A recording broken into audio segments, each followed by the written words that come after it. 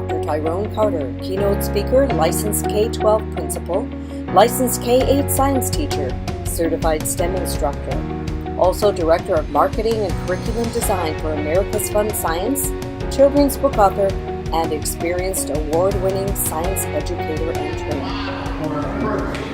And you see this model up here, there are probably about 15 or 20 different engineering process models. This is the one that we like to use in America's Fun Science. This is based on a NASA model. You know, this is where science and fun comes together. And if you have your kids having fun, when you talk to them about theoretical aspects, they're going to go right towards it.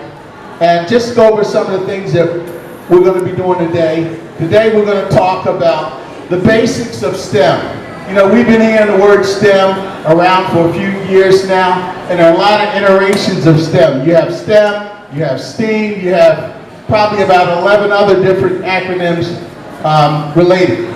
But we're just going to focus on STEM, and we're going to talk a little bit about STEAM today, and then we're also going to focus on how STEM promotes student teams and how STEM promotes and enhances teacher teams.